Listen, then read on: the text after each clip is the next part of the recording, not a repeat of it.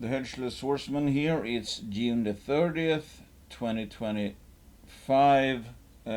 First of all, thanks to the sponsors. Let's look at the markets. Stock market appears to be up a bit. Crypto not doing much. Gold up a bit, but who cares? Not important. We just finished a recording with Shadow K Report where we talked about how extremely cheap especially gold juniors are still.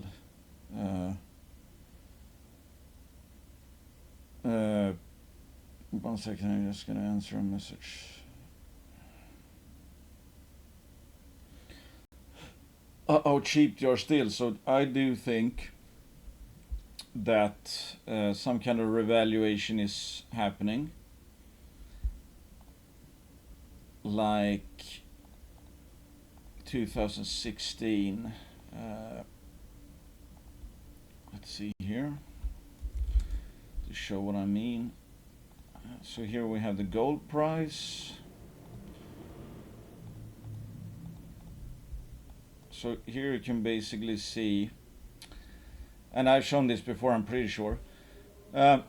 So here you have the bottom. Gold was already outperforming. I mean, the bottom was in here, juniors or GDXJ at least, and I think it goes for the juniors as well. They put in a lower low. They actually broke resistance.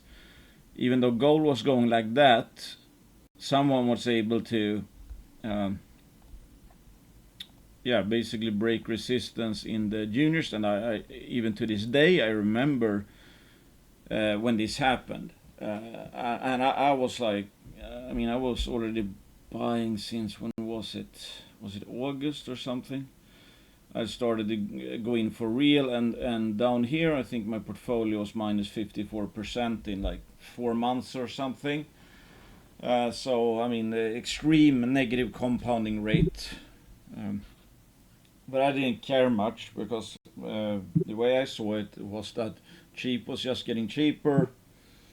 Sooner or later, the bottom is going to be in. Some stuff was down 97% from the 2011 highs, so you're basically counting pennies down here. And lo and behold, this is what happened afterwards. But notice, first of all,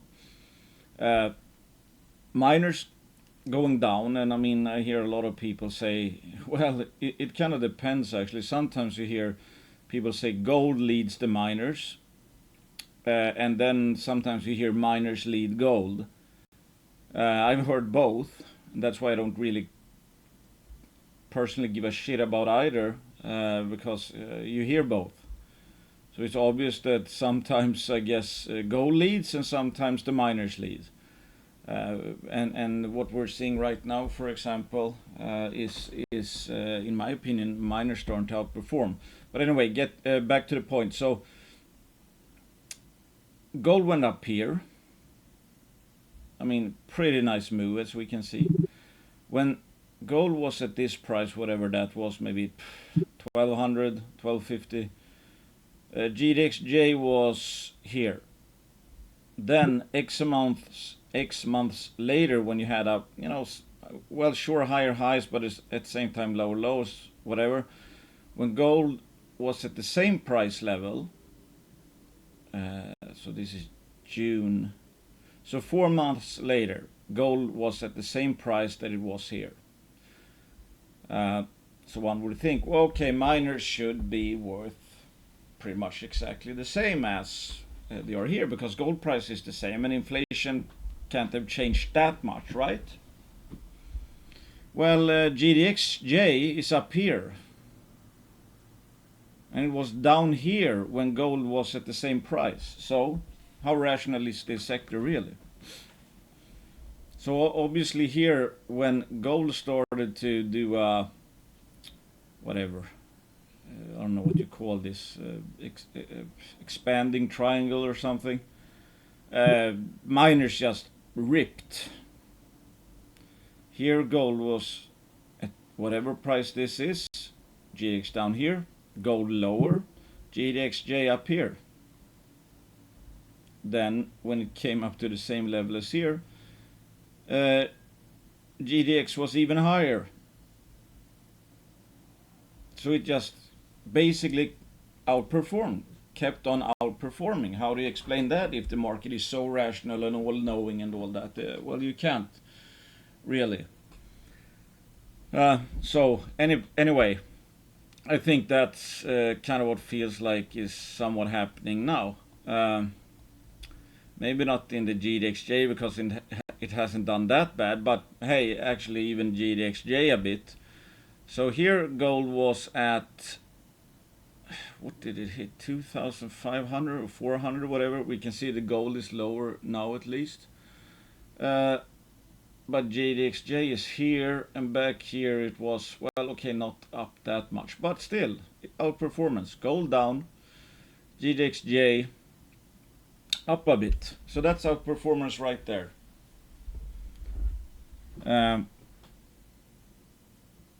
Yeah, so, I mean, goes back to the point, I guess, of the markets are the markets. So when sentiment starts changing and some people are starting to see an uptrend, and especially when people think the uptrend is, well, tomorrow is going to be even higher prices, they'll buy. That's it. What the actual gold price is, yada yada, I mean, somewhat of an afterthought. Like here, for example, we had the opposite happening. GDXJ kicked in the nuts while gold went sideways. And yes, there was the COVID inflation and yada yada yada.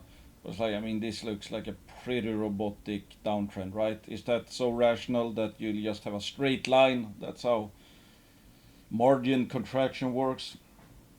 I don't think so.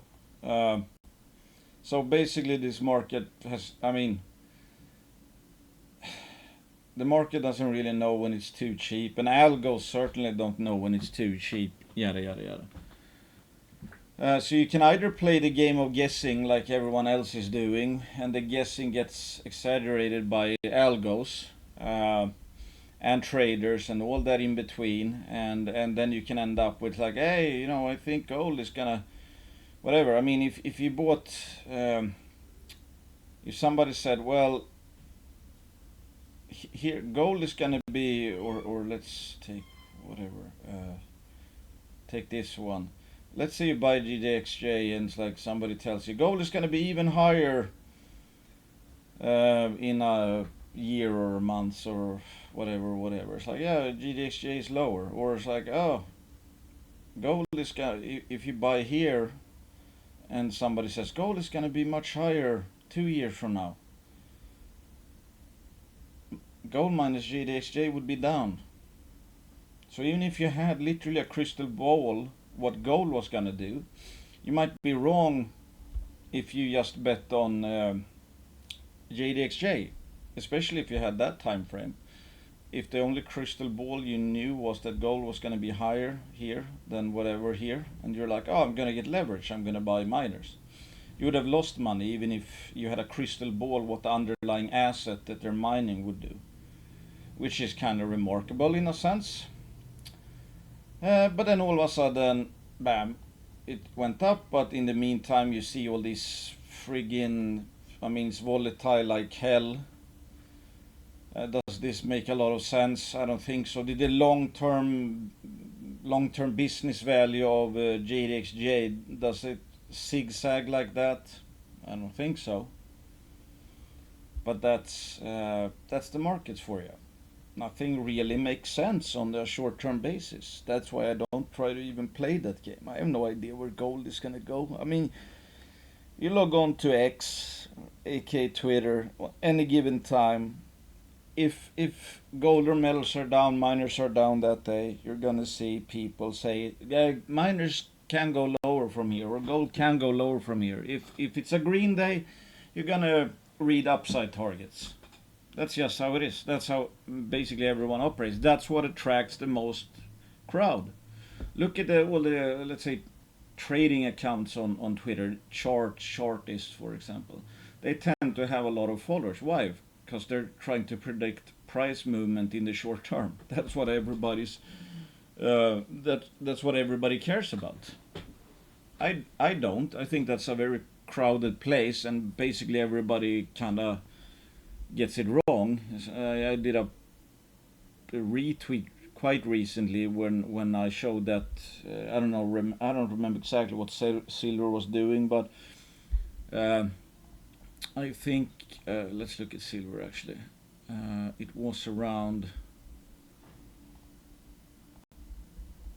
It was around this point in time, and I tweeted 90% of people think that Silver is gonna fall out of bed at any moment in time. Why? Because you have a long trend line. Well, you have long downtrend, I guess.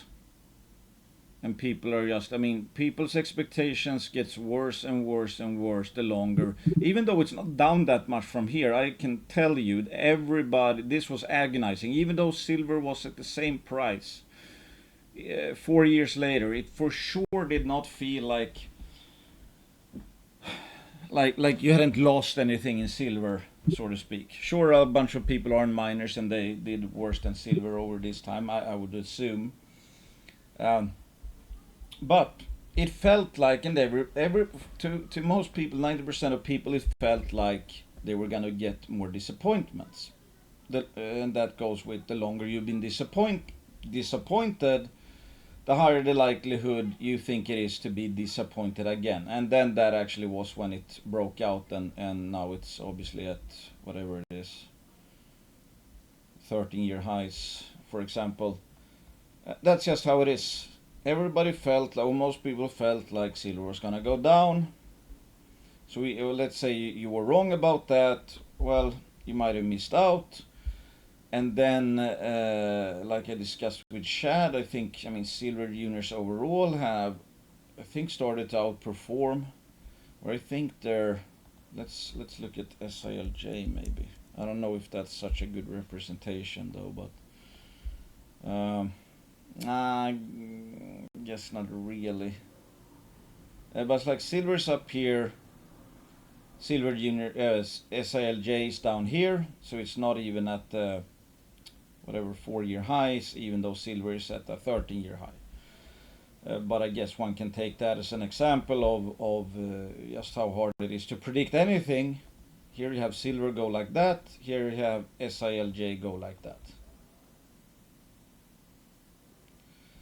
And yeah, I mean, okay, silver here, same level as there. Again, SILJ is down here. Here it looks to be underperformance as well. I mean, and it's almost at least keeping pace with silver price. So this is like a bit higher than here, I guess, and silver is in fact a bit higher. But then you look at this top here, for example. SILJ was down here when that topped. So silver went like that. Same time period, SILJ had gone like that. Quite some big underperformance there, right? So yeah, does that make sense? What no? Why should it make sense? I don't know. It's like, yeah, case in point. It's like, focus on what you're invested in my opinion. If you're in miners, juniors, focus on juniors, miners, not the actual price of metals, because in almost any time frame it might not even matter, even though it matters to the fundamentals of the companies. But stock price wise, it's a voting machine, and over the long term, shitty companies are going to be trending towards zero. Good companies or good projects are going to be worth something, especially in a higher metals environment. So again, when it comes down to it, I cannot find a better approach than buying something that you think is legit and you think is cheap, and then just wait. Not predicting where the metals are gonna go, not predicting what the sentiment is gonna be, aka under or outperformance of the actual metal. I can't predict this. I can certainly not predict this.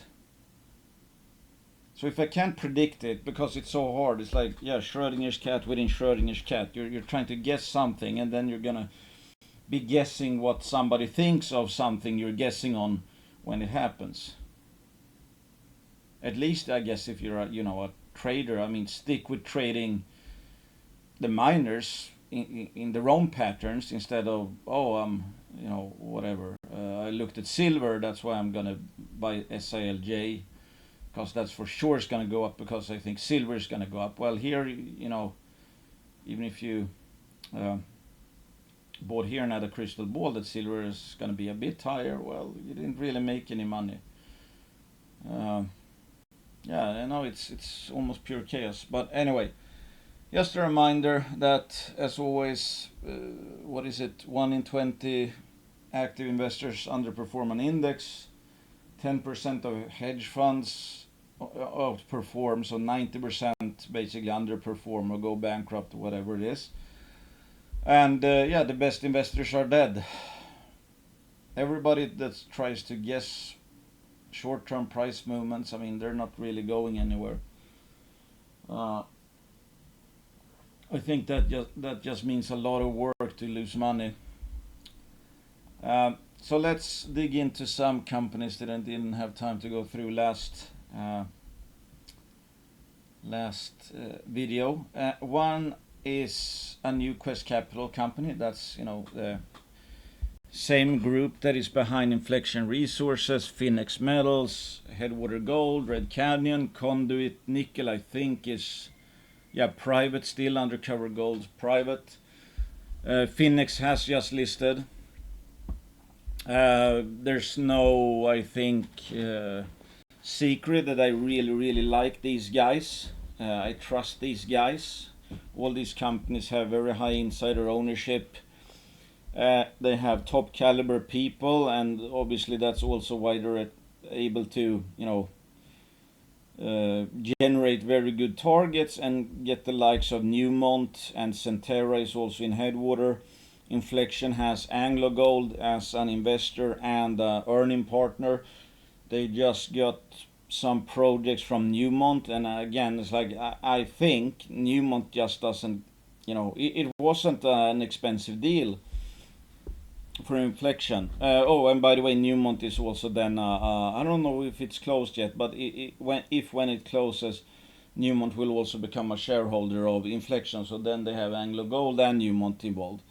Do you think Newmont just, hey, a crappy junior calls Newmont up, it's like, hey, we would like your IOCG and some porphyry assets in Australia that you got from Newcrest.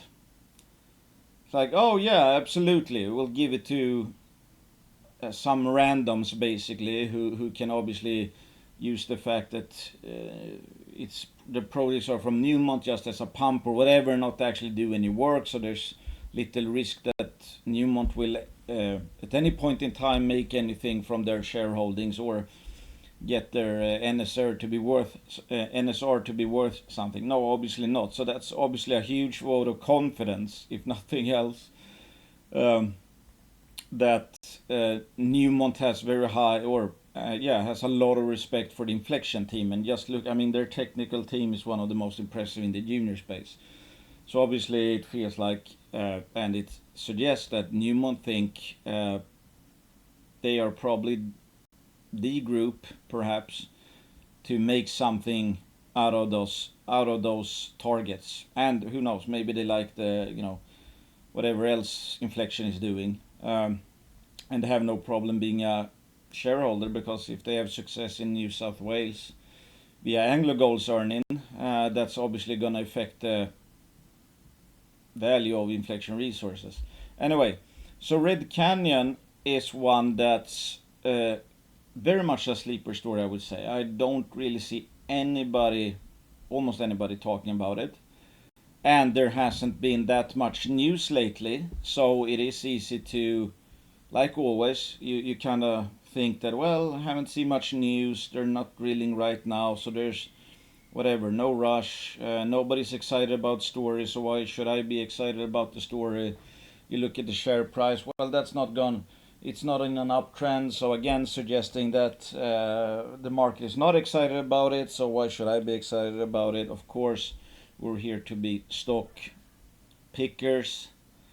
The sentiment in the market is what dictates the short-term trend, but the value and, let's say, the news releases over the next 12 months or 24 months is a completely different thing. And that's why I also keep saying, because like if I don't see many news items and I don't revisit the story that often, my excitement is going to go lower and lower, because you forget the stuff that you got excited about, because you're getting exposed to so many other stories all the time.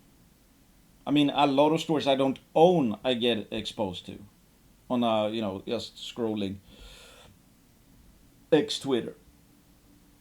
That's why it's good to rehash. That's also why I think, I mean, there's some merit of running a more concentrated portfolio where you have very high conviction and you really know the companies. Because let's face it, if you had only 5 to 10 stocks, for example, you'd probably be very up to date on those stocks. Whereas I own maybe, I don't know, 30 different holdings.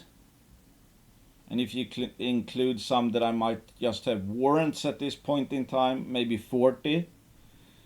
And there's just no way that you're going to have refreshed conviction on 30 to 40 companies like you just dug into the story and have all the entire value proposition, risk reward, etc. in the front of your mind every single day. That's simply not going to happen. And conviction is obviously a requirement in a sense to outperform the market. Because if we have conviction, that means we think we know why the market is wrong, and we know why we think the market is wrong. We know why we think this price is too low, and then we buy. And if we're right, our portfolio is going to be outperforming, having good returns over the long run. But if we don't have any conviction and we forget why we were excited about any story, then we, as we don't think about a story, our conviction and excitement goes down, and it's joined by other people, and they also just drop into the forum or whatever and look at the share price, and that also goes down, and then they're gonna just conclude that okay, there's nothing to be excited about. I mean, look at in any junior forum. Basically, as soon as there's an update, especially if it's like a 10% update, all of a sudden it's like people come out of the woodworks and talk about it. People you've never seen before. People are attracted to excitement, and when a stock looks exciting on any given day, that's going to draw eyeballs. And then, of course, the opposite is true. And people are more comfortable selling lower. And if a story hasn't changed, but it's been trending lower, just the fact that it's trending lower is going to get people to have an easier time selling.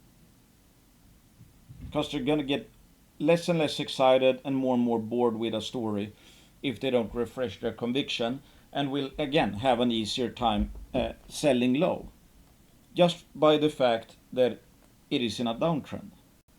That's why things can get absolutely stupid cheap sometimes for no reason at all, except that we have forgotten that the story is intact and that we should be excited, especially with a lower share price. Anyway, that's some investing theory, some whatever copper slides, cyclicality slides. I mean, I like these kind of.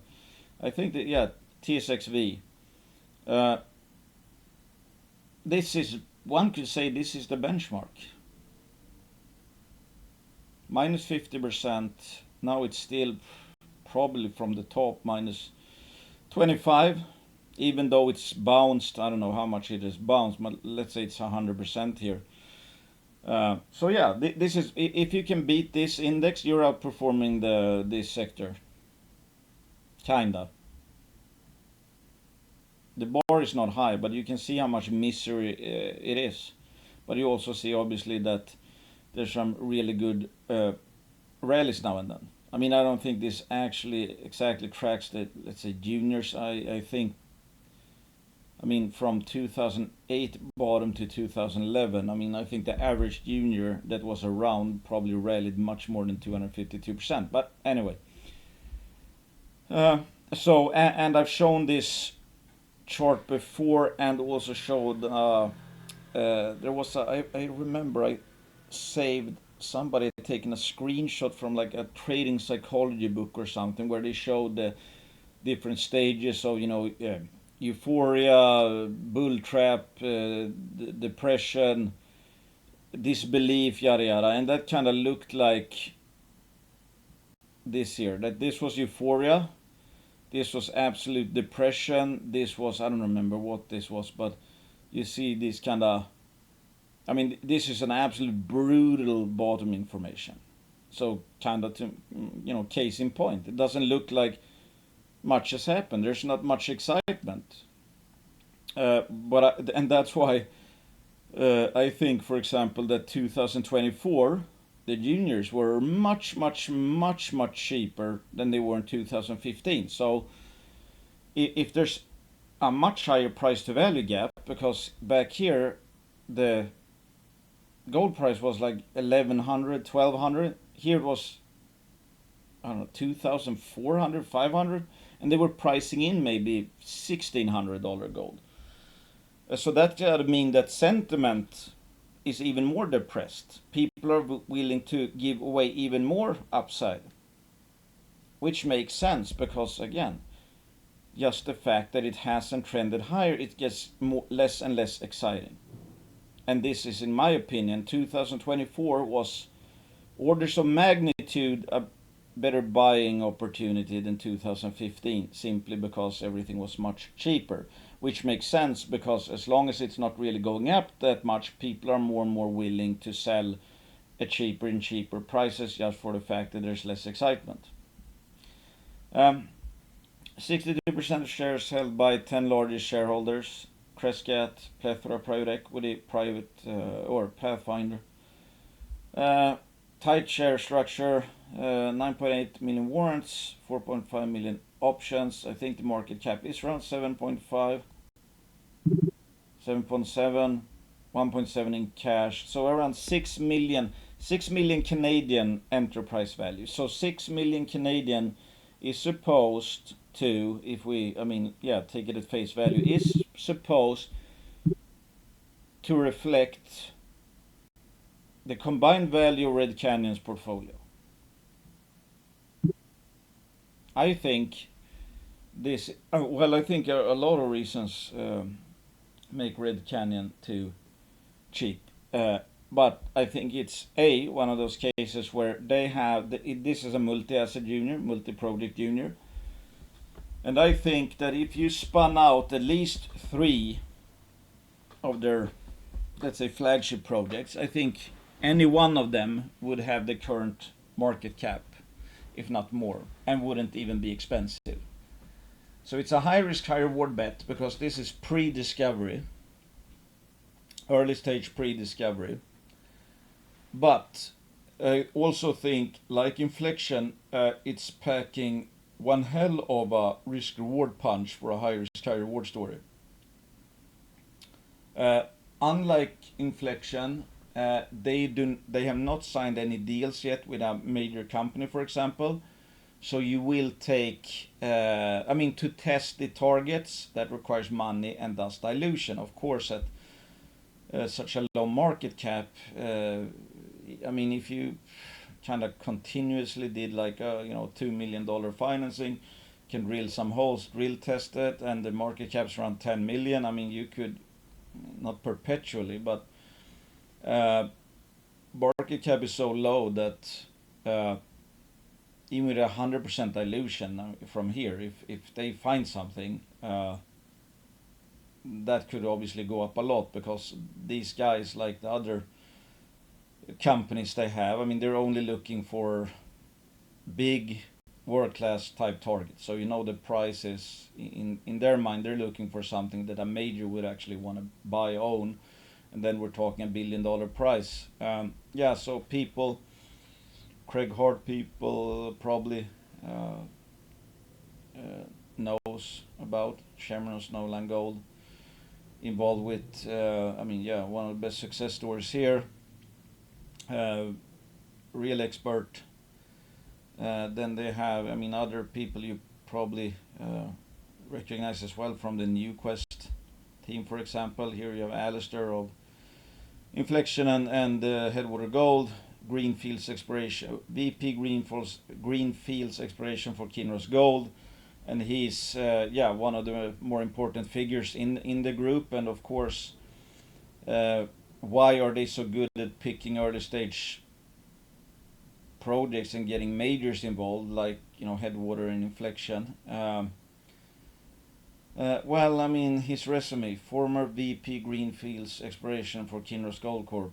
So his job was to look for greenfields projects. So he was the guy from a major picking out projects. So he knows, obviously, what a major would like to see, because that was his job.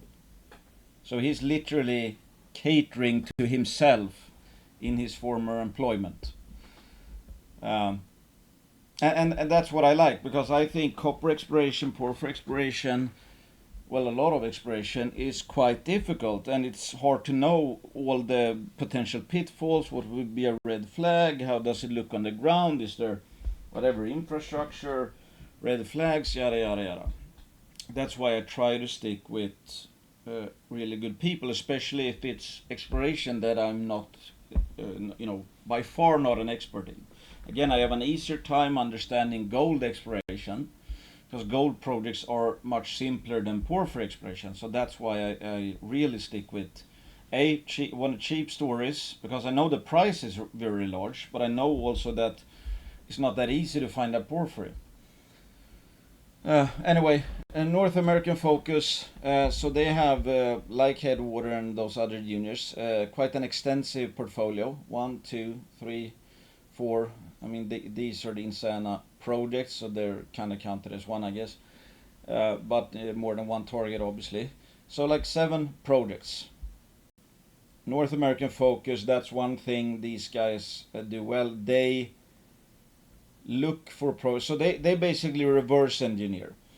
They know what a major would like to see, what jurisdiction they would put a premium in, what kind of deposit sizes they would like, the fact that they care a lot about, if you're a mine builder, if you're a miner, you care a lot about infrastructure. You just don't look at a target way out in the middle of nowhere and treat that as the same with a target that has good infrastructure. Because for you, if you're gonna build it, might be a massive difference. It's like Snowline, for example, requires a world-class deposit to have a shot of building a mine up there.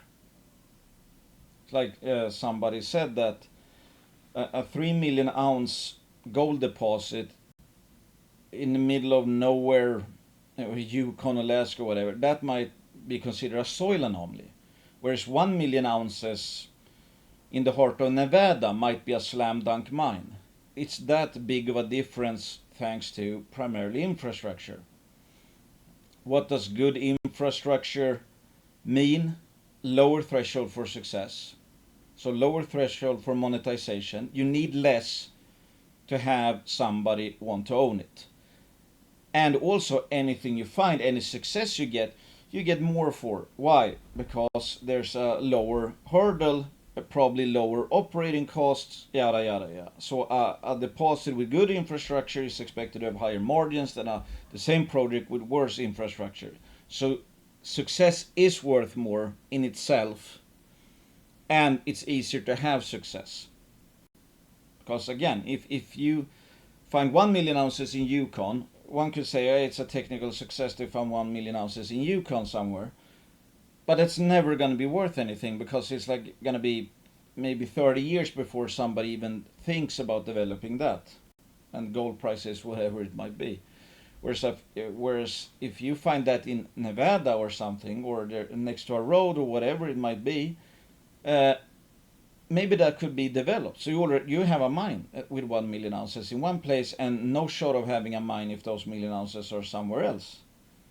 That's a huge difference, obviously. Both are 1 million ounce success stories or technical success stories, but one actually has any value.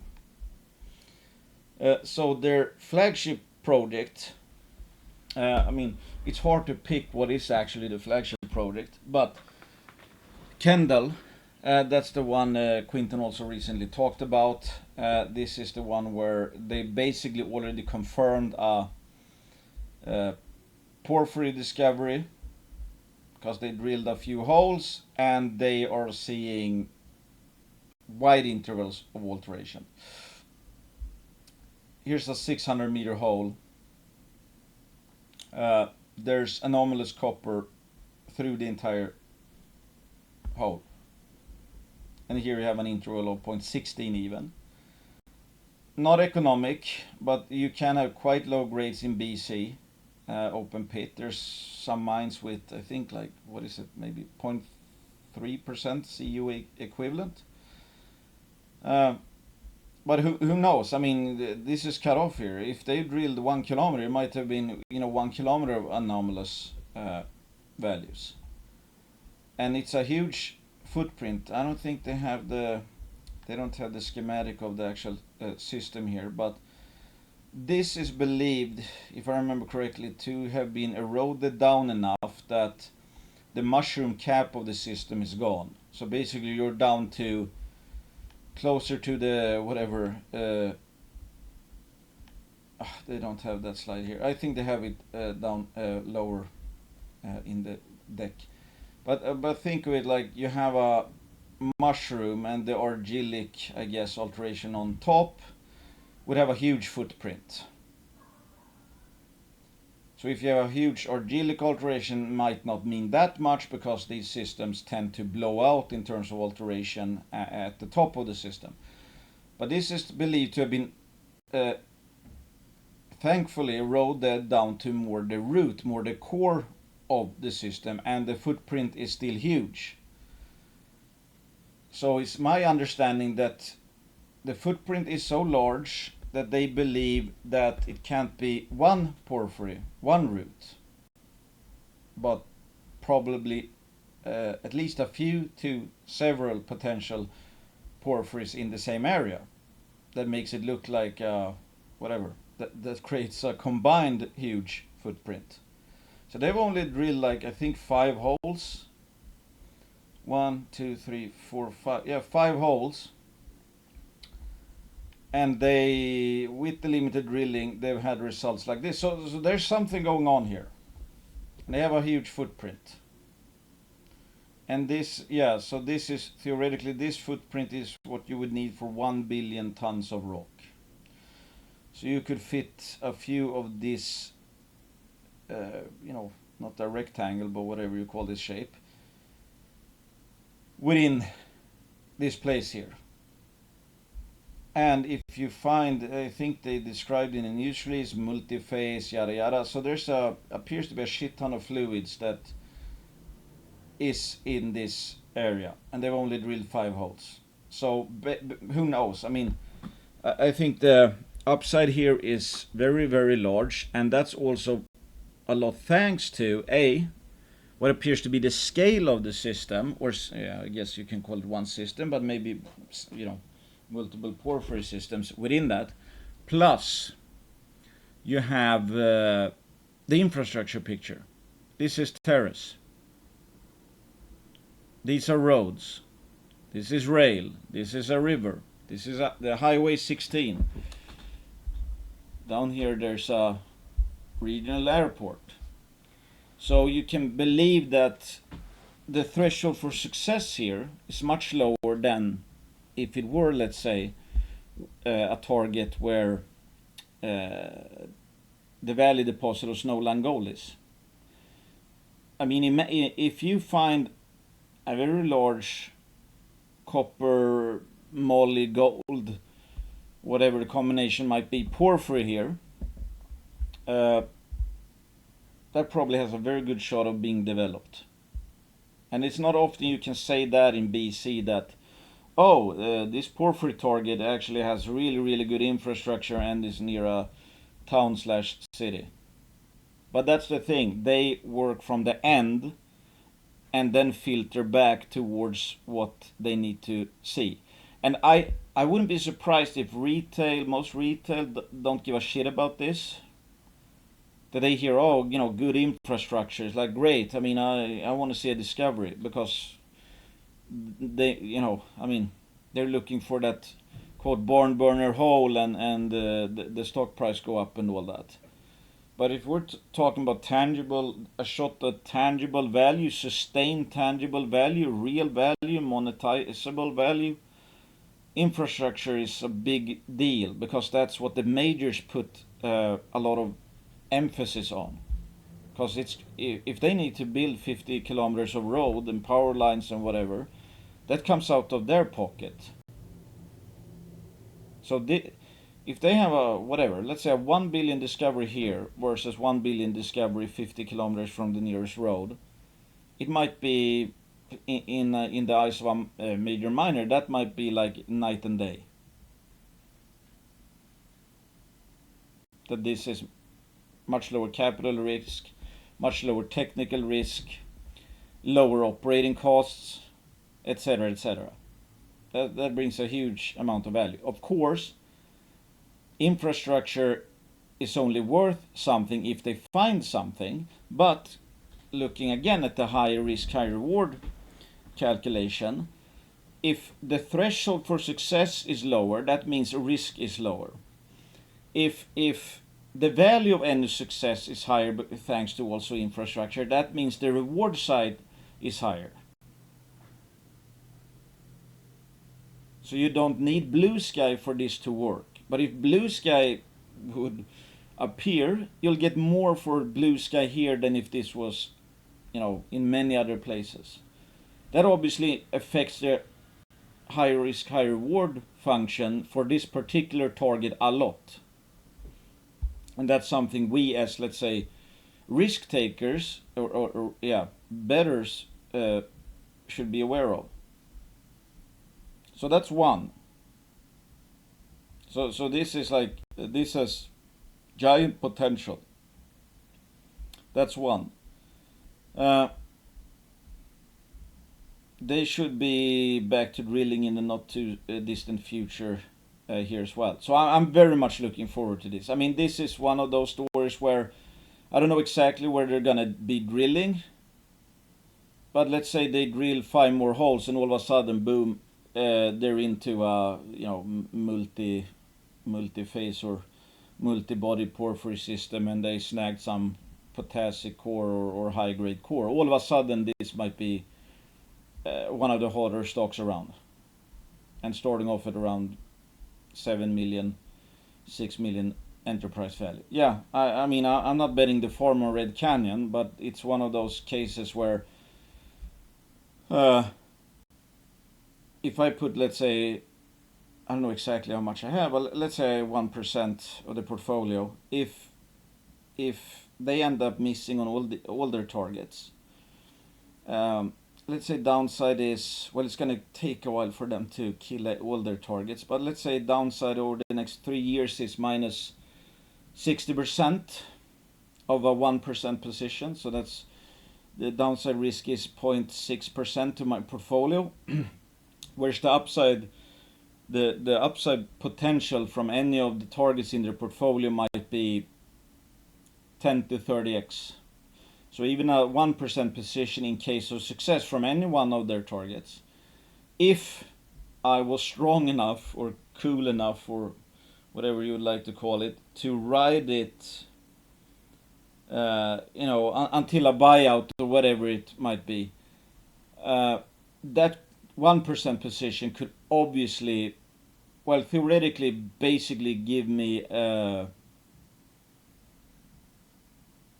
huge return. If 99% of the portfolio did nothing but go sideways over the next 3 years, and this 1% position, they actually made a significant discovery, and from 7 million market cap, it goes up 20 times, or let's say 10 million, let's include some dilution, it goes up to 200 million market cap. That's a 20 bagger, which in that case, if again I would ride that position, if I was able to ride it for 20x, and obviously if it ended up being a legit, I'm not going to say world class, but well, tier 1 discovery, let's say. I mean, 200 million is certainly not a lot if they found whatever billion plus tons here, or yeah, you know what I mean.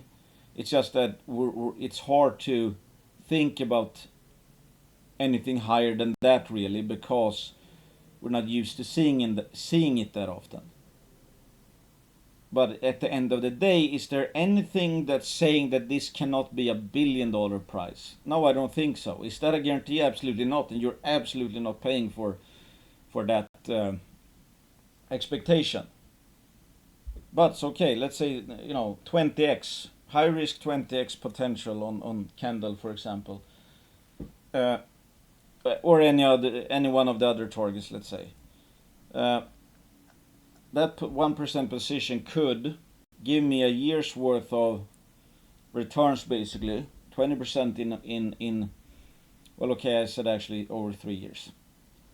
So from a compounding, if that were to happen, this 1% position alone might not be like, oh, super compounding. But hey, I mean, if it would give a 20% boost to the overall portfolio from risking 1%, I mean, that's pretty good. And of course, that's not capped at 20x. You could theoretically have something go up a lot more than 20x if in fact, I mean, if blue sky truly happened, 20x or 200 million would be a low ball, of course, especially in this day and age where every major wants copper. Then we have so this is basically an analog. This is Pinto Valley. I think that's is that in Arizona? Yeah, Pinto Valley Mine, Arizona, belong to Capstone. And here, I guess what they're trying to show basically is that, as you can see in this fat deposit or fat mine, here you have the reasonable prospect pit. It's not like it's high grade everywhere. The orange is 0.3, red 0.4 or higher, and there's a late intrusion that have come up and I guess messed things up a bit. So you could have whatever, a bunch of alteration. You drill a hole here, a hole there, a hole there, and a hole there. Okay, not coming up with much. You drill a hole here, there, and there, not much. And and in reality, it was like, yeah, this kind of horseshoe shaped plus a late intrusion. So it's not. That's what I mean. It's like porphyry exploration is not necessarily that simple. But if you have this kind of a footprint, and you're hitting from top to bottom anomalous copper mineralization. I mean, there something should be here. I don't know what. Then they have their Insana projects. It's my understanding these have gone up in priority. And again, sticking to the good infrastructure theme, here you have, I don't think, is that a railway? No, interpreted cross-arc structure, I'm pretty sure. But these are roads. So you have the test target, you have Akron project test target. So you have a road going right through it. Here you have like 2 roads, one's forking out, leading up to the target. So again, going back to how much benefit does this bring to success here? Well, again, it lowers the threshold for success. They need to find less for it to be a mine. If they find something worth a mine, all else equal, it's gonna have much higher monetary value than if they found it wherever it might be. Let's say out here or something where you have to build 20 kilometers of road. So again, that just these roads here greatly affects your risk reward function, because it lowers risk and increases reward. Here you have Camp CU AU porphyry target. That's the northern one. Here they show, just for scale, approximate diameter of Cadia Ridgeway. This is a world-class deposit. That's the approximate diameter of it. There's some historic drilling, and here you have the, what is this, magnetics. So this looks like magnetite destruction, which typically comes from hydrothermal alteration, where basically this is suggesting that there's fluids that have gone through here and destroyed the magnetite. Okay, fluids are good. Fluids is what carry metals. And here you have some of the historic, relatively, this is only 230 meters down, 213 meters down. Even down in the Andes or whatever, juniors or companies are drilling 1 kilometer holes.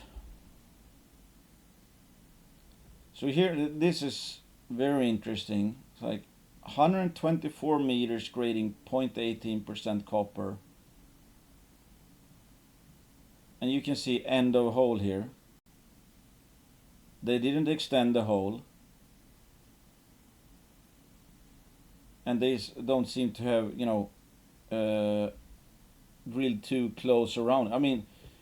How this hasn't been more followed up is kind of a mystery, I guess. But again, back in 91. Who knows, maybe there weren't even really roads there. Or at least copper price was probably like, I don't know, $1. And here they're showing, yes, how close you can be to the actual discovery when you hit smoke. Pre-discovery hole at Cadia Ridgeway, 118 meters of 0.10% Cu. Here's 124 meters of 18% Cu. And as you can see, the actual core of the deposit was not far away at all. Later on, drilled in another place, one of the best holes ever. 145 meters, 4.3 grams per ton AU, 1.2% copper, 84 meters of 7.4 grams per ton AU and 1.27% copper. And all of a sudden the Cadia Ridgeway discovery came to be, and that's already been mined out. That's how good it was. So you never know. This hole was 150 meters from the actual discovery hole. And this slide I really like, where you have the chargeability and resistivity. Resistivity, I guess that's suggesting, let's say potential quartz. Chargeability, I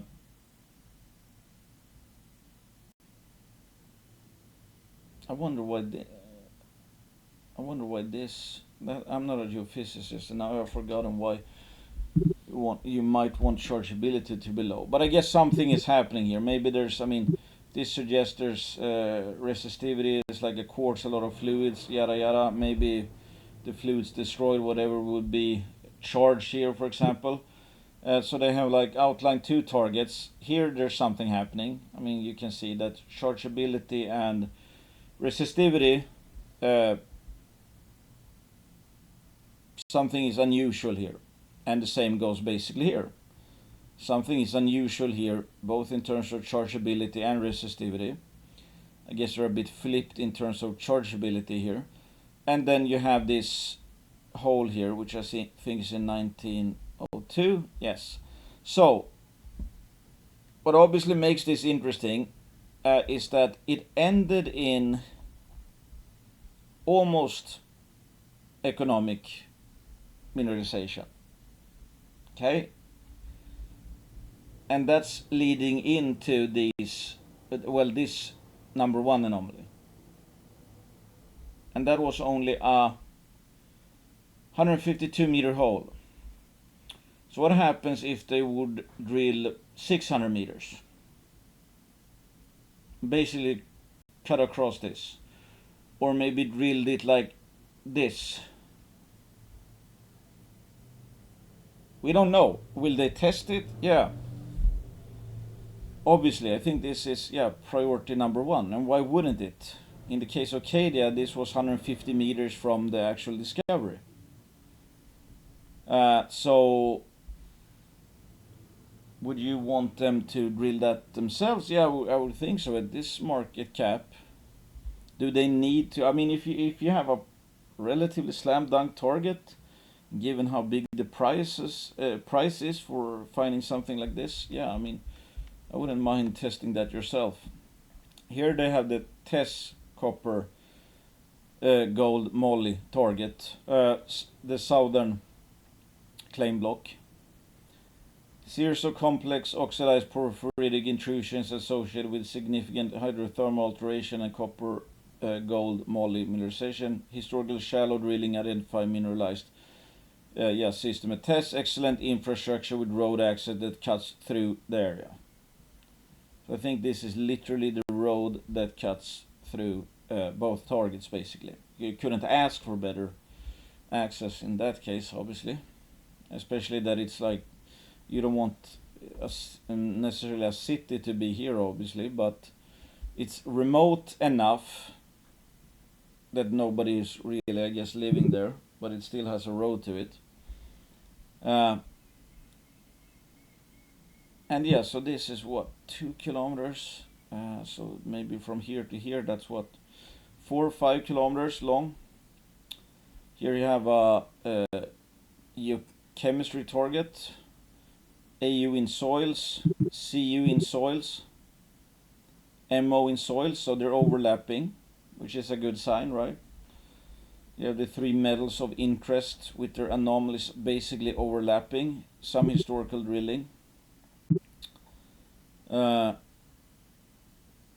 Anomalous copper, anomalous moly, anomalous gold. Not huge values, but I think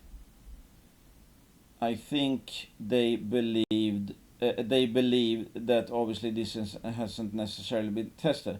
Maybe actually you see this complex network of sorts here, ground magnetic, so that might signal where the fluids actually went, and these are relatively, I think, shallow holes. 238, 112, 121, 121, 179, 132. So I don't know how much copper porphyry exploration nowadays, I mean, where you only drill holes that shallow. I mean, if you're on a really cheap budget, yes, but then you have to be really, really lucky, obviously.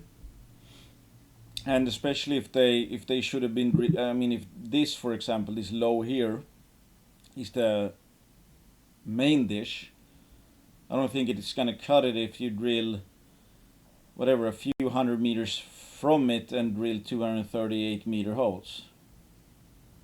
So is this a bullseye target? I'm not sure if they think it's a bullseye target, but they have some of the best geoscientists there is on board here. And this is kind of interesting, actually. So apparently there was a forest fire here that burned away a lot of the vegetation. Here you have, chargeability high, broad alteration footprint. Look at the dimensions here.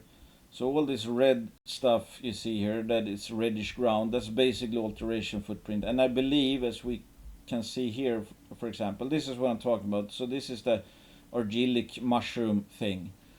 And they believe they're down in the phylic alteration. But still, I mean, if you drill 150 meters and let's say this is the price, if you drill on the edges of it and only drill 150 to 230 meters, what are the odds that you're gonna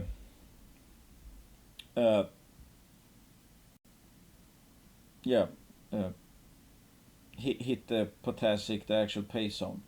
Not that good, I would guess, because you're drilling out here, maybe, well, up here you're so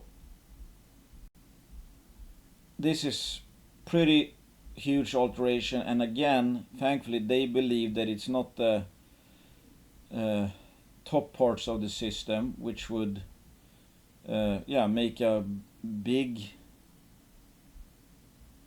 geochemical anomaly in a sense, or alteration footprint, I was going to say, but it might mask where the actual target is, because if it was up here, you have no idea really where it goes. So this type of alteration should be closer to the actual potential pay zone of it, and if that's big, the alteration, and this is, as you can see, more like bottlenecked than this one, it suggests maybe a good thing about the overall size of it.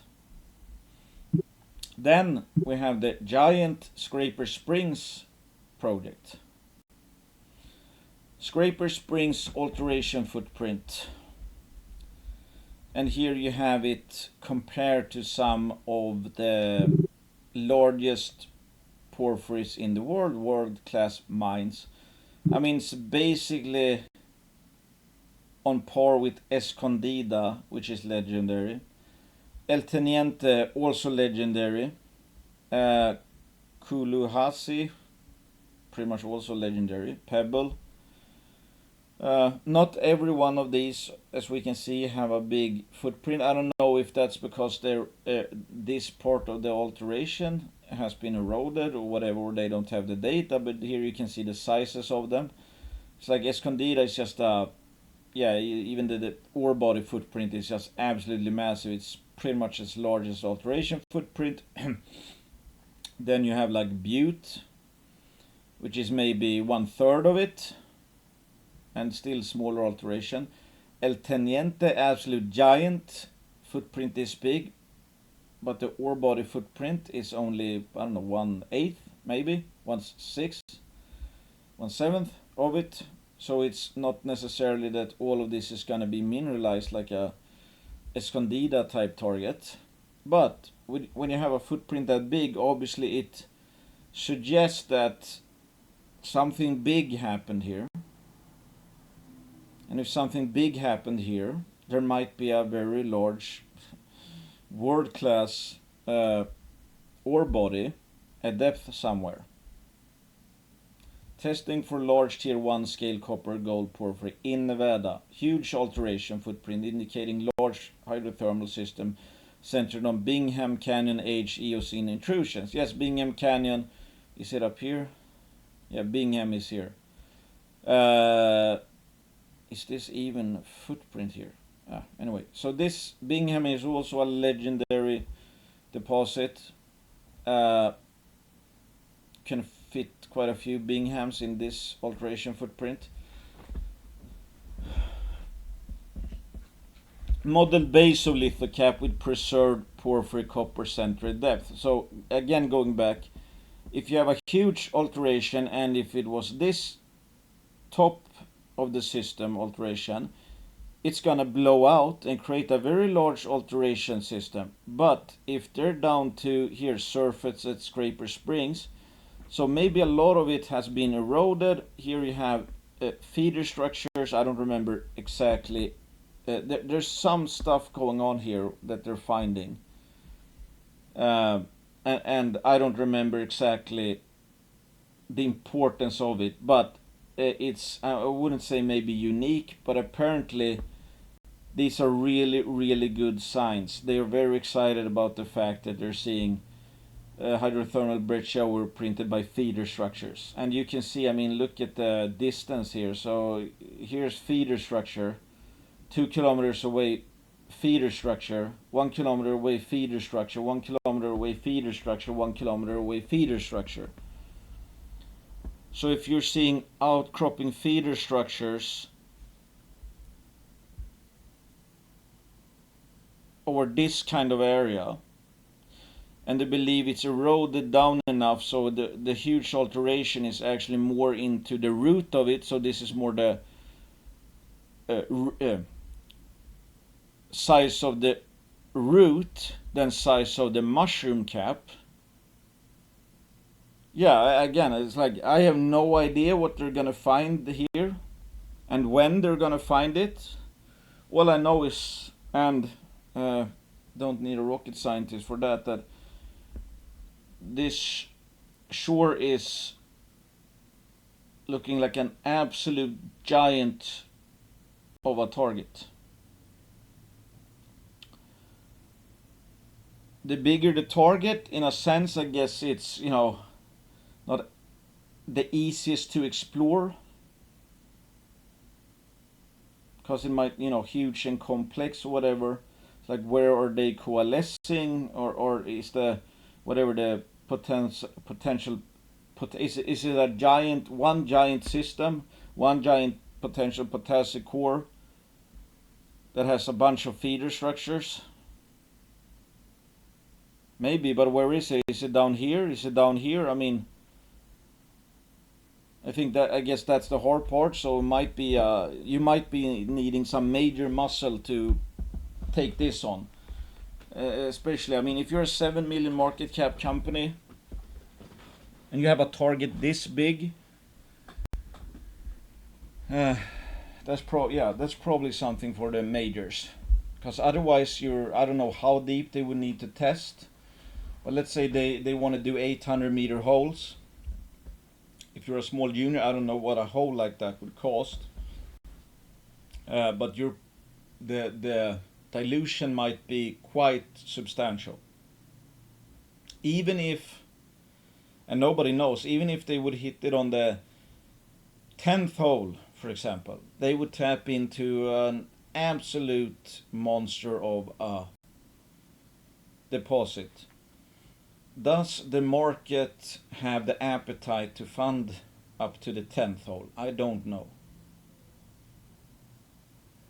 If I had money to spare, I'd probably do it. I mean, if I was Eric Sprott, for example, I'd probably have no problem giving them, hey, here, take 1 million or 2 million, drill for it, okay, see what we got, okay, positive indication, here's 2 million more, here's 2 million more, etc., because you know that if this is as big, or given the size of this thing, if there's a corresponding pay zone that's on par with how big this looks to be, that might be one legendary discovery, like absolute world-class deposit. So if I spend $10 million and find something worth $3 billion, yes, that's a payoff, or that's some good risk reward there, I would think. But I don't have $10 million to spare. But at the same time, let's say you let someone earn into this. It's same with inflection. If you start a small enough market cap, if you're fully funded up to whatever, and you get to keep 25% of it, if this would turn out to be a $2 billion price, 25% of that is 500 million.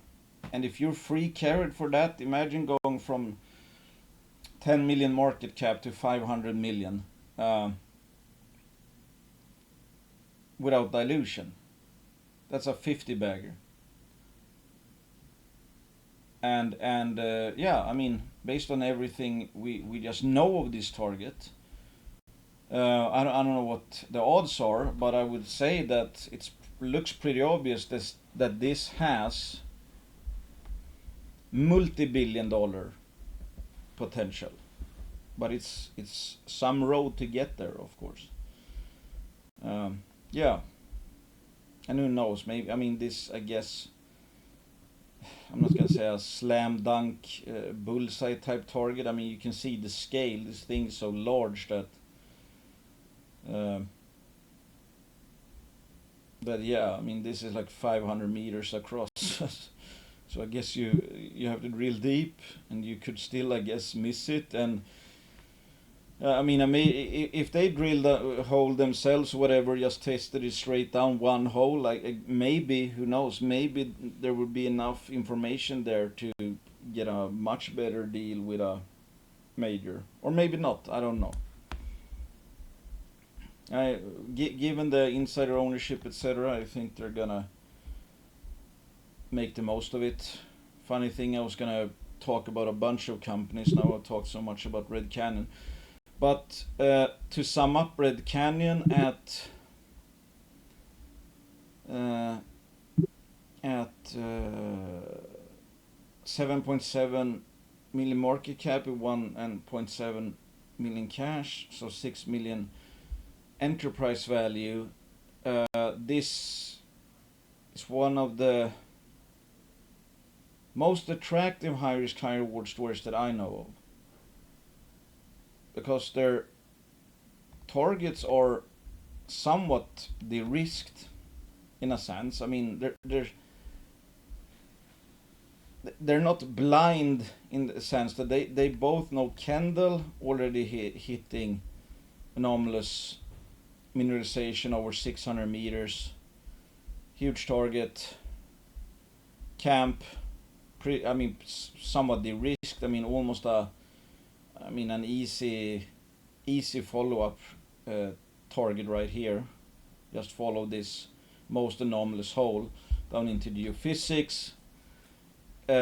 TESS, pretty obvious target as well. Pretty good size scale, or not pretty good size scale. You might have, a porphyry trend right here with road access. Huge outcropping alteration, and then Scraper Springs, insanely huge alteration. So I would say you get 3 to 4, let's say 4 at least. They have 7 projects in total, but let's say 4 obvious targets that I think would interest any serious company. Let's say I think you could build a story around each one of these 4 targets. I think any copper explorer would be absolutely thrilled of having a Kendall type target in a location like this. I think anybody would be happy to have the camp target with this historical data, with a road up into the project. I mean, pretty good infrastructure and this amount of smoke. I think especially if you include the geophysics science, and then to have TESS, multi-element, looks very, complex in a good sense. The geophysics, huge outcropping alteration, road access, and then the absolutely enormous Scraper Springs project.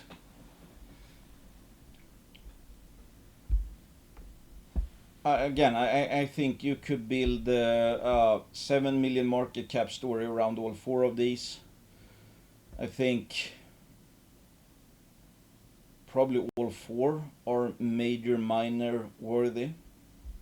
I think that most or a lot of major miners would like to test any of these targets, kind of like I said about Inflection, that I think a lot of majors would be interested in their land package simply because the thesis and the scale. In this case, it's more Red Canyon have more, in a sense, de-risk targets, and they don't need to really drill through cover, so that's an edge, obviously.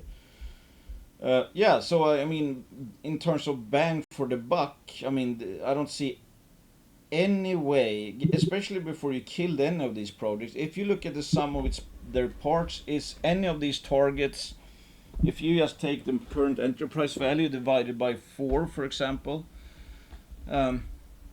is it like 1.25 million CAD per project? Is that a fair estimation? You have literally shit companies with nothing priced higher than that. Again, I think you could build a story around any one of these 4 flagship projects or targets. So I think this is a case where you're not even paying for, let's say, Kendall and you get 3 other projects for free, which can either be drilled or maybe some deal with a major miner.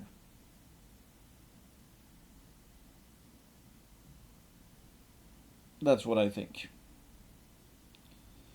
So this is, yes, this is one of the more exciting high risk ones. I don't know if they're gonna have success. I don't know if they're gonna make a significant discovery.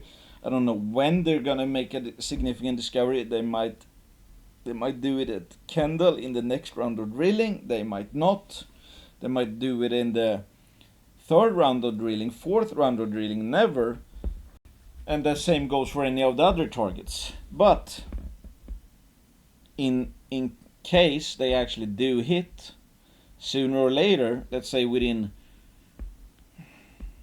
12 to 36 months, this is one of those stories that could go absolutely ballistic to the upside, because they're sure after big prices.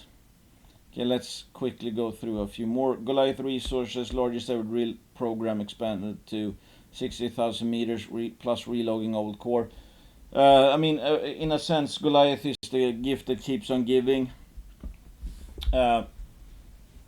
60,000 meter drill campaign, that's impressive. Not a lot of juniors can say the same.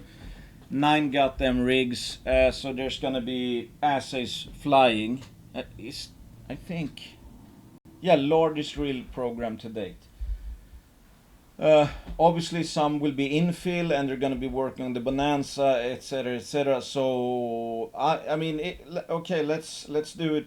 Let's do the thought experiment as we did last season. They're going to come up with 60,000 meters. We know what they've hit so far. Is there some potential that after 60,000 meters that the market might look a bit more favorable? And not only that, but if we're literally talking how most market participants work, out of those 60,000 meters, do you think there's going to be some assays with 10 meters, so 20 grams per ton and stuff like that, some bonanza? Yes, I think so. Will the market care about every single one? Maybe not, but it's just gonna be. I think there's gonna be a wave after wave, let's say, of pretty good results, and of course.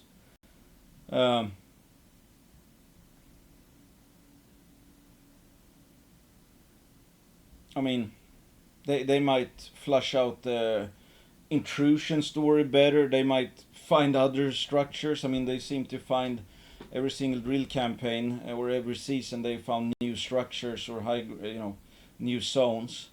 Will they make some more discoveries? I wouldn't be surprised from that either. And of course we know it's like McEwen and what's his name? The guy that was pretty early into fireweed metals or firewood zinc, as it was called. So there's some, smart mining money in this story, and they're gonna drill 60,000 meters. I still think there's a shot of this becoming like a, tier 1 gold discovery, and these gold prices in British Columbia. If this turns into a must-have deposit for any serious gold miner, I think the payday might be a bit higher than the current market price. Anyway, I would expect this to probably be maybe the junior with the most amount of, let's say, 50 to 100 plus gram meter holes this field season. Stillwater Minerals closes first transfer broker life offering for gross proceeds of 3.5 million. As you probably noticed, platinum, palladium, etc. have become more popular.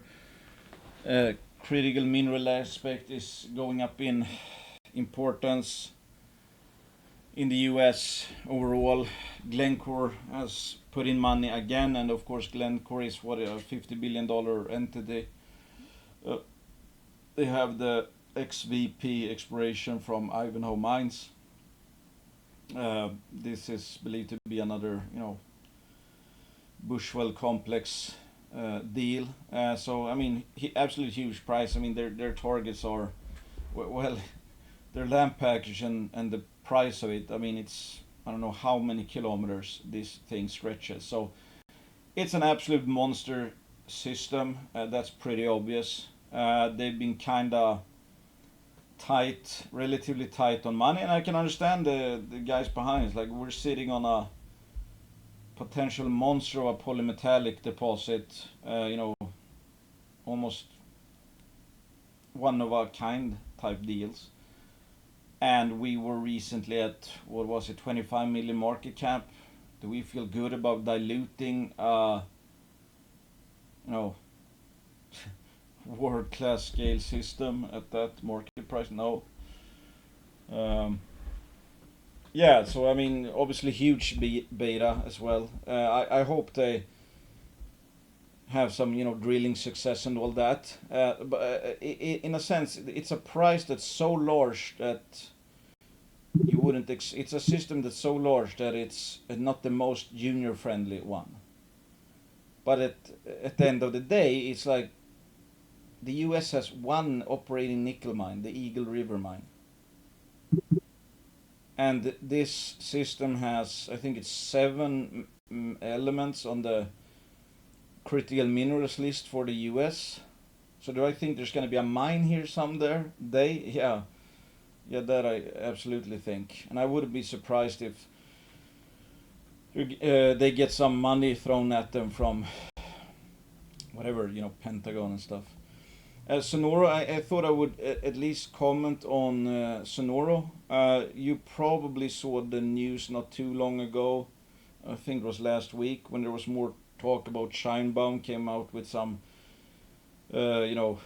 pessimistic comments about we're not going to grant another, mining concession, etc., which spooked a lot of Mexican juniors. I mean, maybe for good reason, I'm not sure, but for Sonoro, the management sent out a letter basically explaining that I think when Scheinbaum talks about new mining concessions, it's basically that they won't right now at face value they won't accept any new applications in a sense. That if you find a grassroots discovery without any if you haven't applied for a mining concession, whatever, and that would probably be very hard to get it.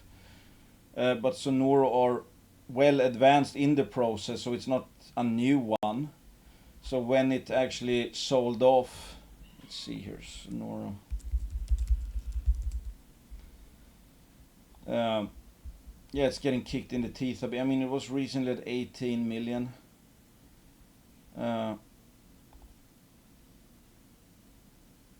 Okay, exercise, so warrants. So they're putting more money at 15 cents. I mean, it's at what, 14 cents right now. So that's, I would say, some serious vote of confidence. I mean, these are not small numbers. If you add $228,000 worth, or in this case almost $1.5 million worth, at basically the market price without selling anything, you're just doubling down on exposure at the market price, or in this case actually above the market price. And also, I mean, it's warrants, so that means the company is getting money as well. So, I mean, exercise of warrants, so they got cashed up by almost $1.7 million, if I'm not mistaken. That's not bad either. So I actually bought some in this dip. I think this is one. I wouldn't call it. I mean, how do you characterize the risk reward here? Is it high risk? Like, no. I mean, they already have a deposit. They have a PA out at much lower gold prices, and it's believed to be very low capex. They have experienced mine builders on the team, etc. And I think the last capex estimate, I mean, I would expect it to maybe go higher a bit, but I think it was like 50 million US, maybe let's say 20 million US to get an operation going here, and they think it, has the potential to grow into a 2 million ounce system. If you can start a mine for, let's say, 20 million USD at around these gold prices, that could then self-fund all the growth and expansion up to a theoretical target of like a 2 million ounce deposit. That would be some nice growth curve, I think. Especially if let's say gold prices hold up or actually increases, you get this up and running in not the too distant future, assuming they actually get their final permits, and it's just a self-funded growth machine within the project they already have. And let's say they could get up to whatever 40,000 ounces of production in 2 years. I mean, they'll probably make, I don't know, I don't remember the ASIC. But I mean, again, it's like always, I don't want to need to be exactly right. It's like these guys have skin in the game. They're hoping to get a permit any day now, I guess. Is that a guarantee? No. But if they get it, does that have any value? Does that bring any tangible values? Like, yeah, I would think so, because this is probably one of the more easily financeable low capex projects in the industry in that case. Open pit heap leach. So then one could assume that this is actually going to become a mine, and if one assumes they can execute on it, finance and build it, because it's not rocket science, not this type of relatively simple low scale small scale operation. If gold prices are up here, they're gonna make money on it, and if they make money, they can drill and expand, and they believe, because they've had real results outside the resource, so I have no doubt it's gonna grow, basically. So hey, I probably wouldn't mind to personally own this project. I mean, if I had money, it's like, oh, I took this private at 31, I get my permit, it's gonna cost me, let's say, 20 million bucks to get it in production, and if it turns out to be closer to a whatever 1 to 2 million ounce gold system, if I can heap leach produce without even really going too much, I guess, at depth, if I could have a 50,000 plus ounce operation going for 10 to 20 years, if I paid 31 for it, cost me 20 to get in production, so it cost me 50. Maybe at these gold prices, maybe I'll make that back in like 1.5 years, depending on the production profile, and then I'm free rolling. So again, I don't like stories where you're like, oh, okay, if this goes well, I'll make 50%. No, if this goes well and they actually get permit soon, finance it, build it in 3 years, maybe this could be trading at 300 million or something. No guarantee, but hey, it's like technical risk looks pretty low, finance risk looks pretty low. So I guess I think the reason why I added a bit here in the downturn is simply because I think everybody has sold Mexican stuff, and I think if the stuff that she said, Shinebone said, and scared people, if that's not even applicable to Sonoro Gold, I'm not a politician, I don't know Mexican law that well, but that's my understanding, that it doesn't even change the case really for Sonoro. So in that case, it just got cheaper for a reason that is not even applicable maybe to Sonoro. And that's not bad. If I get sell-offs like that, where the market is in a sense misinformed, and I don't know if this was before or after their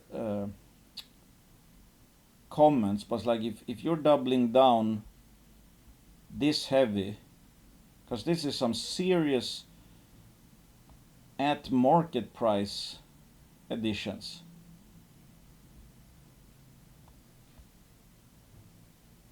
They probably have a much better grip than me, or let's say the market. So if the market sells it at 14 cents and insiders put in this kind of money at 15 cents, because this is suggesting that the market is very wrong at 14 cents. Anyway, I mean, I don't have a crystal ball. I just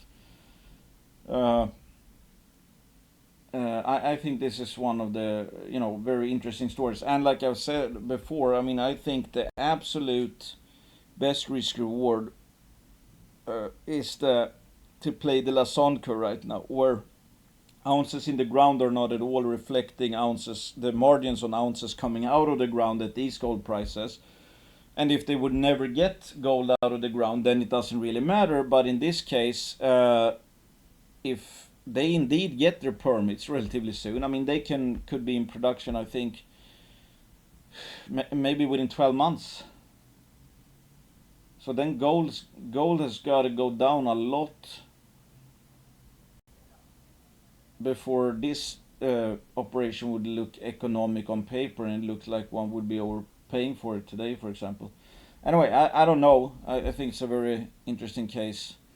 Last one of few silver juniors I actually like. I mean, I am invested in. I mean, my largest position is a private silver miner. But in turn, I mean, silver is a very hard business because the silver price makes it a hard business, I guess, especially. So what I like about Blackrock Silver is no rocket science. I like the grades. I like the jurisdiction. I actually like the location, even though some people think that it's appears to be a problem that they're close to the town. But I think it's that doesn't seem to be a problem, and it's some historic mining town as well. Given, I mean, they have a PEA out. I've talked about this before. So I mean, where did it show the? So here, for example, so resource, potential, and it's already a pretty sizable resource. Plus, where's the PA? Yeah, here's the PA.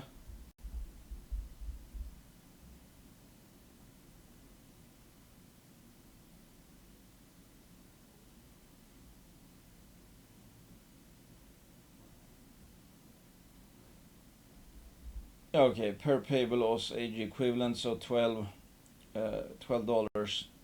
ASIC AG equivalent. It's like, I think management said themselves, like you could kinda make where are the grades?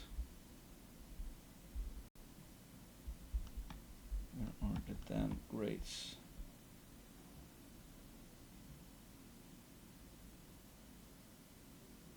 Here, so yeah, highest ever category, 271 grams per ton silver, 3.35 grams per ton gold. So it's, one pays for the other. The silver kind of pays for most of the gold, or the gold pays for most of the silver.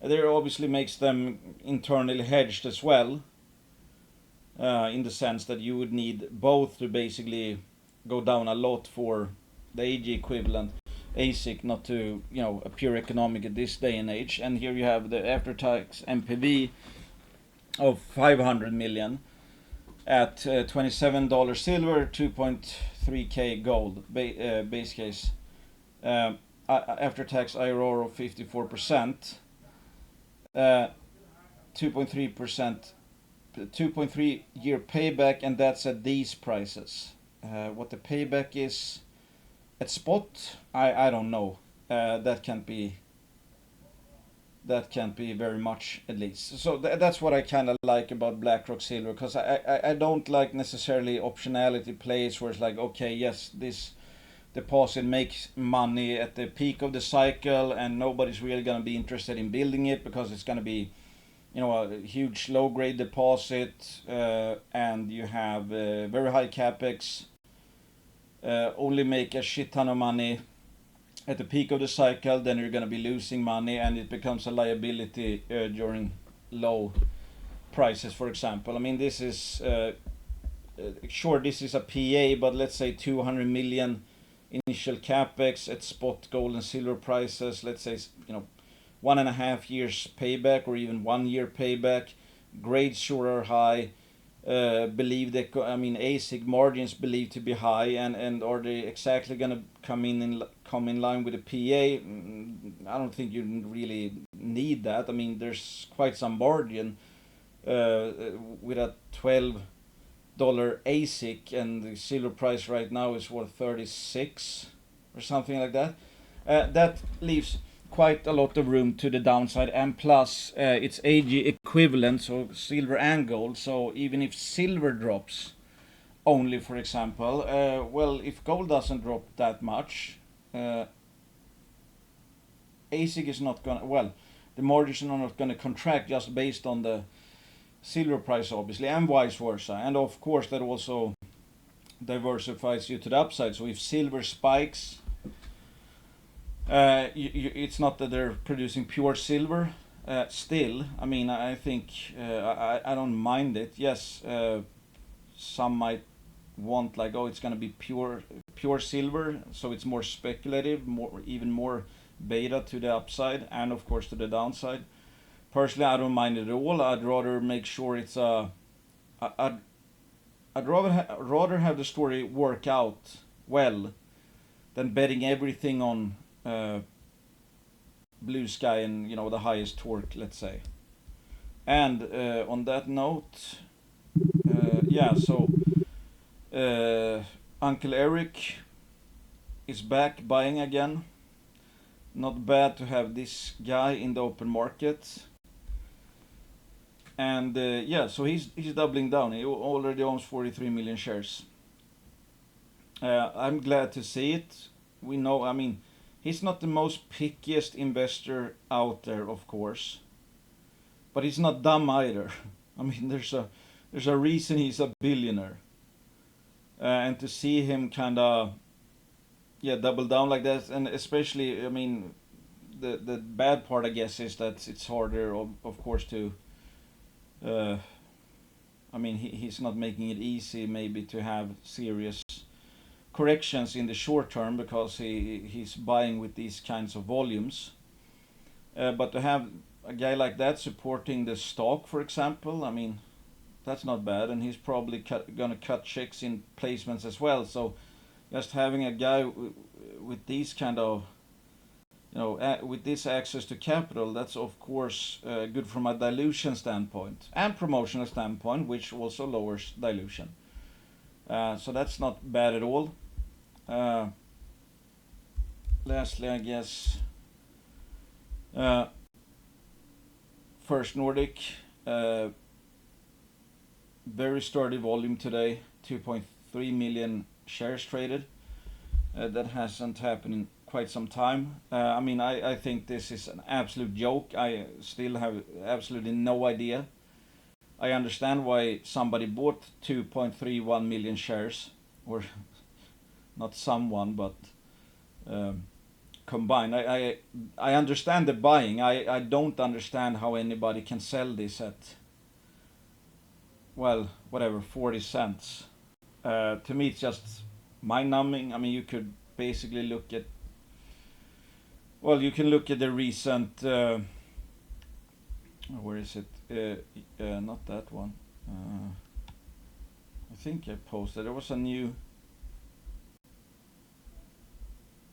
a new report out from Roth Capital, and they outline a 207,000 ounce producer, 1250 ASIC or something, and they believe that Barsley is gonna grow to 4 to 5 million ounces, which I do as well. So it's basically a Young-Davidson deposit. Actually, better than, in that case, it would be better than a Young-Davidson deposit. A Young-Davidson today is producing, I think, 175,000 ounces. Mine site all-in sustaining is like 1,450, around that. So at face value, Roth suggests that this would be better than the current Young-Davidson mine. And I don't know how Young-Davidson exactly started out, but what grades and production profile, but I think it was around 200,000 ounces, and they got the transaction value on an operating Young-Davidson mine was 950 million in 2015, and was Alamos Gold flagship mine until the Island Gold mine. To me, again, I mean, I'm biased because I'm also betting heavily on First Nordic. This is one of the most remarkably undervalued gold stories out there, and that's why I literally have no idea. I mean, there might be something, the reason for the selling lately might be whatever, a margin call, or somebody's, he's betting that they're gonna do a placement soon, and he's, trying to get down the price or something. I mean, I can only come up with something kinda like that, where it has no connection at all to the fundamentals.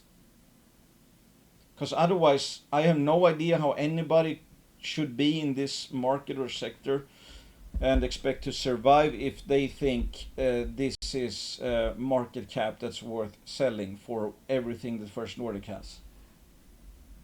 It's absolutely crazy. I mean, yes, yeah, I see Barsele as a Young-Davidson mine.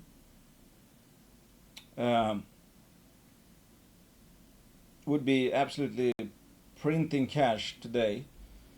No real technical risk. I mean, it's a pretty straightforward ore body, huge widths, really good grades with those widths, especially in Sweden. Agnico's drilled it. Agnico's done 10 years of work on it. So it comes down to one of those cases where either, and then you add in Ojärvi, for example, and the other 100% owned targets, either Agnico Eagle are totally clueless or the market is wrong. I have Agnico Eagle in very high regard, so if you have a junior that has two Agnico Eagle worked projects, 100% owned, one operated by Agnico Eagle, with a gold price of $3,300, in Sweden with exceptional infrastructure, low cost, if this is fair value for all those assets combined, then I don't know what to say. I mean, if somebody pitched me First Nordic, told me all their assets, whatever, believe the ASIC of Barsele, production profile of Barsele, Ojärvi being the highest grade gold deposit in Finland, wide open, drilled by Agnico, etc., and somebody showed me this market cap and I would have to guess what the gold price was, I think I would say $1,700. But that's today. I mean, if this would probably, I mean, if we go back to 2016 when gold hit 1350, again, that's more than when Young-Davidson was sold for transacted at 950 million. But today, yes, I would guess if I didn't know what the gold price was and somebody pitched what these guys have, I would guess, gold price of maybe $1,700. These 4% movements, it's an absolute joke. And you can look around. I mean, you can look at whatever. I mean, there is no other junior that has two Agnico Eagle projects. But still, take a look at Rupert, for example. I think they have a market cap of $1.12 billion. That's also actually been under pressure lately. Would I rather have, if I had 1.2 billion, 1.1 billion, would I rather own personally, if I took these assets private, would I rather have one Rupert Resources, basically one Ickery deposit at 4.2 million ounces, with exploration potential on top of that, but still, one Rupert Resources or 11 First Nordic Metals, which means I would get 11 Ojervi projects, 11 Barceles that could be 45 million ounces, and I own 45% of each one of those 11, and 11 100% owned land packages in the gold line that at least contains 8 multi-kilometric targets. So that would be 80 multi-kilometric targets, 45% of 11 Barceles, and 11 100% owned Ojervi deposits.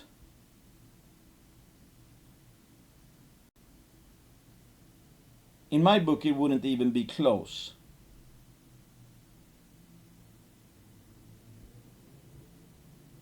If I owned 11 First Nordics, I could make a major mining company.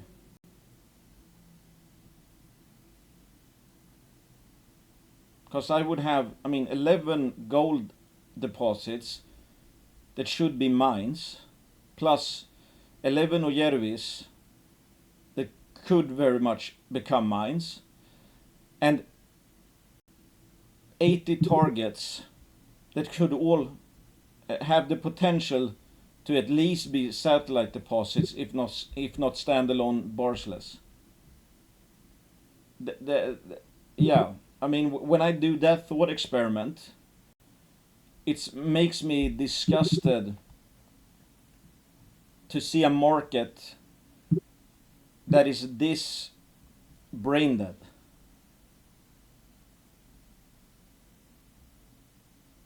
And you can say whatever. It's like, they haven't made a deal on Barcelona, for example, yet. So it's like, because that's how usually the market is, right? It's very narrow-minded, tunnel vision. So it's like somebody looks at, they don't have operatorship yet on Barcelona. Like, that is a deposit that's way too good not to become a mine. I don't know if it's First Nordic that's going to consolidate it. I don't know if Agnico is going to change its mind one day and buy it. I don't know if there's going to be a third party involved, a mid-tier or something that's like, oh my god, okay, hey Agnico, let us take over and whatever, and later on acquire First Nordic, for example. And then you can, of course, for example, spin out the Ojervi project. It makes absolutely zero sense. There are not even any red flags. There's literally, I don't know any red flags. Agnico has worked the project for 10 years. Agnico Eagle, the best mining company in the entire world. 10 years of preparing everything. Community relations, flora-fauna studies, hydrological studies. Ojervi, they've kept it for 20 years, so I assume they kept it for some reason. And they got $20 million or something for it. Or that's what they wanted, so they got paid $20 million for it. At least $1,000 lower gold price. Highest grade gold deposit in Finland, wide open, with 1 to 2 million ounce potential, AK standalone potential.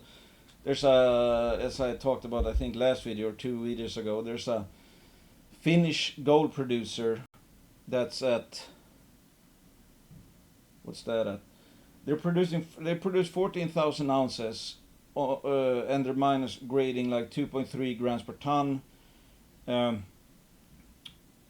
So very small scale mine. Company in total has 500,000 ounces on the books right now, and they have a market cap of 238 million euros. So they took a 14,000 ounce producer. Yes, they expected to grow, etc., but only up to like, I think it was 25,000 ounces over the next 5 years. They have that at 238 million euros.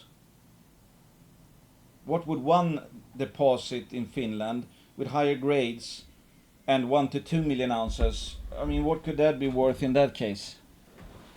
that would be 3 to 4 times the resource that this small company has today. And they're making money on that. So what do you think that, you know, higher grade would make? No, it's absolutely the most absurd thing I have ever seen. So there's almost, I mean, almost, yeah. I have no idea. I don't think there's either the sellers have no idea how to invest at all. It's like they have absolutely no concept. I mean, most people don't make any money, and or it's something that's totally unrelated to the fundamentals. Meaning it's like, oh, you know, we're betting, we hope the next news release is a placement, so that's why we're going to drive down the price, preferably before any good exploration news could come out and, you know, have, you know, that potentially shows that, oh shit, this is actually not a 45 million ounce gold camp store, it's more like a, whatever, 6 to 7 plus million ounce. So I really think First Nordic has the potential to, I mean, become a gold camp. And yeah, no, it's just, it's interesting. But it's like, this is also the largest position I've had in any publicly listed stock. I'm not all in, but in absolute monetary terms, it's the largest position I've ever had, because I can't come up with any reasonable scenario where this current market cap, and we're close to this, will not make it undervalued. And I'm meaning any reasonable. Could there be delays? Could, like, even if they consolidate, or they're gonna get the permits in like day one? No, but it's like reasonable. And also, I mean, then it should price in whatever that percentage is. I mean, this is an absolute travesty. I mean, this is, when I see stuff like this, then I, you know, arrogantly think to myself, it's like, yeah, maybe I'm never gonna leave this sector, because I mean, can you find a sector that's dumber than this, or is like more irrationally priced? And it's not just First Nordic. I just think First Nordic is one of the most obscene cases where the market is missing so many angles that it's like, you know, okay, it's, you know, it's probably punished because it's in Sweden. It's like, great, I think Sweden is great right now. That I think it should be trading at a premium to most jurisdictions, but it's trading at a discount. Okay, there I got an edge. It's like the market is missing how good Sweden is. And then whatever, it's like, okay, it's not pricing in anything for Ojärvi because the market is tunnel vision. Oh, great. So if you come, the amount of angles and like incremental reasons why it's cheap, even though it shouldn't be, that's obviously how you know, get outperformance in the first place. You appreciate stuff that the market is not appreciating or thinking about or totally ignoring, or gets totally wrong, etc. I mean, you could make $100 million story probably out of Ojärvi down the line. Then you paid for your entire position in First Nordic. And Barsele alone, I mean, a 200,000 ounce producer at like $1,200 to $1,300 ASIC with exceptional infrastructure, some parts of it PFS stage. Yeah, where are you finding those in the Western world? Like, yeah, I mean, none of the, it's the largest gold deposit in Sweden plus the highest grade gold deposit in Finland. But this is trading, the combined entity is trading like, oh, you know, there's projects like this all over the place. Oh, Agnico Eagle have worked the projects. Oh, well, that's nothing to pay attention to. It's a run of, you know, these are run of the mill projects. Like, Jesus, give me a break. Anyway, I mean, that comes with the territory. For opportunities have to be I mean, remarkably undervalued. I mean, that's the best opportunities. Do I know exactly what I'm gonna make a lot of money on First Nordic? No, nobody knows that for sure. That's why I'm not all in. But it's one I mean, yeah, at this price, I just see it as one of the most exquisite combinations of risk reward. I think personally, I think this is a okay. Be a bit conservative. But I think this is a medium to low risk, medium to high reward story.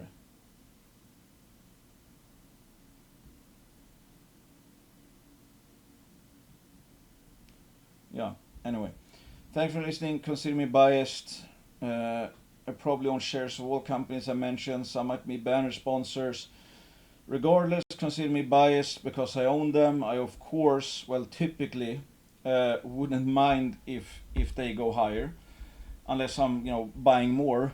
And that's I mean yeah I mean I'm just in First North. I'm just dumbfounded. Like I've added in this dip here because I thought I already had enough. So I mean I didn't plan to have this big a position, but I never thought that it would. I mean I think it's touched 98 million last week.